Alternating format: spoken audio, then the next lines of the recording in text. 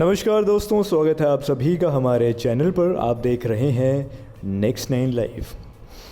तो दोस्तों, आप में से कई लोग ये सवाल पूछ रहे होंगे और इसके बारे में सोच रहे होंगे कि आखिरकार देश के दो बड़े सीनियर जर्नलिस्ट सुधीर चौधरी और अर्नब गोस्वामी कहाँ पर हैं। अगर आप न्यूज़ चैनल्स देखते हैं तो आपने नोटिस किया होगा कि कई दिनों से ये दोनों बड़े जर्नलिस्ट दिखाई नहीं दे रहे। ना ही रिपब्लिक टीवी पे अर्नब गोस्वामी दिखते हैं और ना ही जी टीवी पर सुधीर चौधरी दिखते हैं। तो इन सवाल के जवाब आज की इस वीडियो में मैं आपको देने वाला हूं। अगर आप भी सोच रहे हैं कि आखिर ये दोनों कहां हैं, तो इसका जवाब आज हमारी इस वीडियो में आपको मिल जाने वाला है। लेकिन वीडियो को शुरू करने से पहले आप सभी से दरख्वास्त करना चाहूँगा कि अगर आप हमारे चैनल पर नए हैं तो चैनल को सब्सक्राइब ज़रूर कर दीजिएगा और इस वीडियो को एक लाइक तो दे ही दीजिएगा। चलिए शुरू करते हैं। तो दोस्तों, सबसे पहले बात करते हैं सुधीर चौधरी की। आप में से कुछ लोग शायद ये बात जानते होंगे कि सुधीर चौधरी ने हाल ही में इस बात का ऐलान किया था कि वे कोरोना से संक्रमित हो चुके हैं। इस बात को खैर 2 हफ्ते का टाइम हो चुका है, लेकिन वे कोरोना से अभी भी जूझ रहे हैं और इसी की वजह से वे अभी हॉस्पिटल में ही एडमिट हैं। हाल ही के कुछ दिनों में उन्होंने एक फ़ोटो को शेयर किया। इस फ़ोटो को शेयर करने का उनका मकसद था लोगों से बातचीत करने का। वह कह रहे हैं कि मुझे कई लोगों के मैसेज आते हैं, कई लोग मेरी हेल्थ को लेकर कई तरह के सवाल पूछ रहे हैं। वो इसलिए दोस्तों क्योंकि हाल के दिनों में सीनियर जर्नलिस्ट रोहित सरधाना भी कोविड के चलते इस दुनिया को छोड़ के चले गए।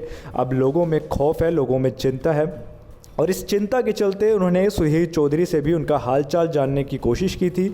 लेकिन पिछले कुछ दिनों से रोहित सरधाना से सुधीर चौधरी से कांटेक्ट नहीं हो पा रहा था। लेकिन उन्होंने अब हाल ही में एक फ़ोटो को शेयर किया। इस फ़ोटो को शेयर करते हुए उन्होंने हॉस्पिटल से ही लिखा कि मैं रिकवर करने की कोशिश कर रहा हूँ। मेरे लंग्स में कुछ पैच मिले थे जो अब सही हो रहे हैं। मैं अपने डॉक्टर्स और अपने मेडिकल स्टाफ का धन्यवाद करना चाहता हूँ और आप सभी से ये विनती करना चाहता हूँ कि इस वायरस को हल्के में बिल्कुल मत लीजिएगा। तो इस तरह के मैसेज के साथ रोहित सरधाना ने अपनी फ़ोटो को शेयर किया और सभी को ये आश्वासन दिया कि वे सही हैं, वो कोरोना से जूझ रहे हैं और उससे रिकवर भी हो रहे हैं। तो दोस्तों, इसके चलते ये उम्मीद की जा सकती है कि शायद अगले हफ्ते से सुधीर चौधरी वापस अपने काम पर वापस लौट आएंगे और अपने फेवरेट शो DNA पे वापस अपनी होस्टिंग स्टार्ट कर देंगे। तो ये तो बात हुई सुधीर चौधरी की। अब बात करते हैं अर्नब गोस्वामी की। अर्नब गोस्वामी भी कई दिनों से अपने चैनल पर नहीं दिख रहे हैं। इसको लेकर प्रॉपर और सही बात क्या है, एग्जैक्ट बात क्या है, ये किसी को नहीं पता है।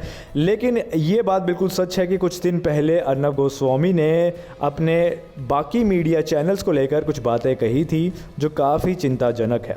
लेकिन आपको बताना चाहूँगा कि रिपब्लिक भारत पर डिबेट के दौरान एंकर अर्नब गोस्वामी कहने लगे थे कि मीडिया के लोगों ने ही उनके खिलाफ बड़ी साजिश करने का प्रोग्राम बनाया है। कुछ लोगों की ये सोच है कि विचारधारा नहीं मिलती तो मारो और पीटो। रिपब्लिक भारत पर डिबेट के दौरान एंकर अर्नब गोस्वामी ने कहा कि भारत में कुछ युवराज ऐसे हैं जिन्हें लगता है कि उन्हें ही चैनल चलाने का सिर्फ अधिकार है और उनके अलावा कोई चैनल नहीं चला सकता। अर्नब आगे कहते हैं कि कोई मिडिल क्लास आदमी या आर्मी ऑफिसर का बेटा चैनल शुरू कर दे तो इनको लगता है कि बहुत बुरा काम हो गया है। हमारे इकोसिस्टम में तुम कहाँ से आ गए? तुम्हें तो हमारे नीचे होना चाहिए था। ऐसे लोग मुझसे बातें करते हैं। हाँ, मैं मानता हूँ कि मैंने नैरेटिव बदला, सोच बदली। मेरी सोच उनसे अलग है, उनके जैसी नहीं है। जब मैंने रिपब्लिक भारत शुरू किया था तब मैंने कहा था कि मेरी हिंदी शायद साफ़ ना हो लेकिन मेरी नीयत बिल्कुल साफ़ है। एंकर ने कहा कि इस देश में कई ऐसे पत्रकार हैं जिनकी हिंदी तो बिल्कुल साफ़ है लेकिन उनकी नीयत बिल्कुल साफ़ नहीं है। कहते हैं कि हम सत्य की राह पर चलने वाले हैं, सब झूठ बोलते हैं। सत्य का नाम अपनी कंपनी टैग लाइन में लगाने से कोई सत्य नहीं हो जाता। अर्नब गोस्वामी आगे कहते हैं कि मेरी विचारधारा अलग है। मैं खुलकर साजिश के बारे में बोलना पसंद करता हूँ।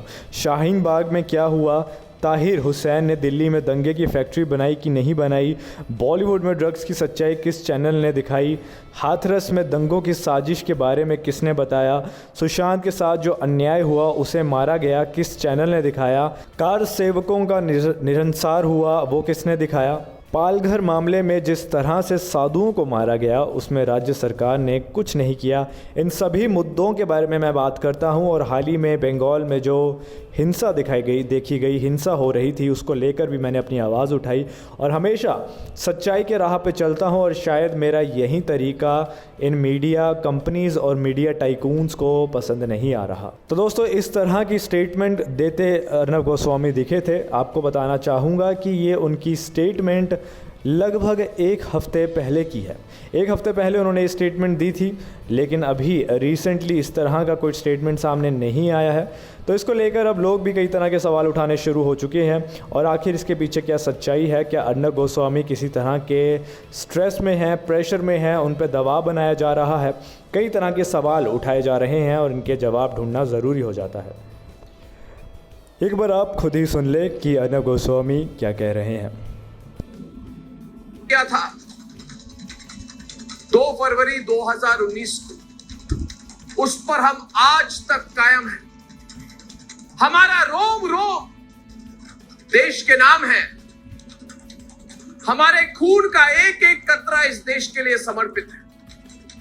दोस्तों, हमने 2 फरवरी 2019 को जब रिपब्लिक भारत लॉन्च किया था, तब नई टीम बनाई, दिल से रिपोर्टिंग की। महाभारत काल में जिस तरह अर्जुन को मछली की आंख दिखाई देती थी, उसी तरह हमारी आंखों ने सिर्फ सच देखा और हमने ठाना था कि इंसाफ की लड़ाई को कभी कमजोर नहीं पड़ने देंगे। सच चाहे जितनी भी परतों में ढका हो, उसे हम ढूंढ निकालेंगे। और बीते 2 साल में हमने वही किया। मुश्किलें बहुत आई, बहुत साजिशें बहुत हुई, अनगिनत हमें धमकियां दी गई। दोस्तों, मुझ पर हमला हुआ। मुंबई के बीचों बीच मुझ पर एसिड अटैक तक किए गए। Acid attack. सत्ता में बैठे लोग हमारी पत्रकारिता से इतने बेचैन हो गए कि मुझे जेल तक भेज दिया।